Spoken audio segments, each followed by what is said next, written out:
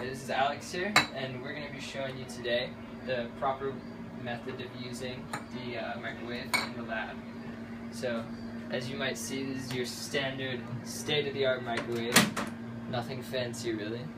And while it works the same as a household would, your procedural safety precautions are different in the lab because you will probably be hitting dangerous chemicals that are not normal to the household. So the first thing you're going to want to do is always saran wrap your fluid, chemical, whatever you're going to be microwaving. You really want to make sure you have plenty. You don't want to have too little. In fact, see, that's what you would consider too little. You could say, yeah, you could stretch it out. You might say, it could go over. But why would you take that risk when you could just burn your hand? So instead, you want to grab a nice, solid portion that is safe to do. There's no such thing as too much when it comes to safety. So once we get this thrown on top, really make sure it's sealed. You don't want any droplets of boiling hot water to come up and then drip out and possibly burn your hand after you heat it. So to also prevent that, you need a nice hole in the top.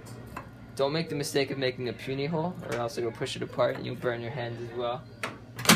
Learn the hard way. So other than that, it's fairly standard. You get your beaker in there.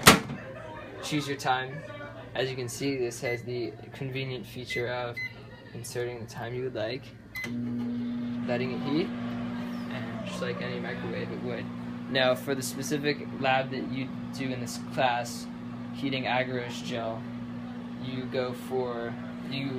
have to watch carefully, and once you see the agarose gel start to bubble, you give it about 2 or 3 seconds and you stop it. That way it doesn't, because it will very quickly just start going up, and then that would be bad because it would explode out and make a mess. Now, once you've got it heated up, we're going to pretend that that's very hot. It could be hot for all I know, considering how long it was in there. But you want to use our lobster claws, state of the art here. You have to be kind of careful because they only protect the very central area of your hand. So if you go a little bit over here or over here, you can feel the heat. So really make sure you're right in the center. You want to go in. I know this is complicated here. Grab it. Hold it carefully. Now don't go 2 hands unless you have another lobster claw, or else logically you'd burn it. And bring it to your lab table. Once you're at your lab table, so we'll bring it to the lab table here. Once you're at your lab table, the way you can tell if it's cool enough is if when you touch it, just like, first you want to feel just a little ways away. If it's okay, then maybe just lightly tap it. If it feels cool enough to where you can hold it in your hand, then that means it's okay to pour for the agarose. And that's all there is to it. So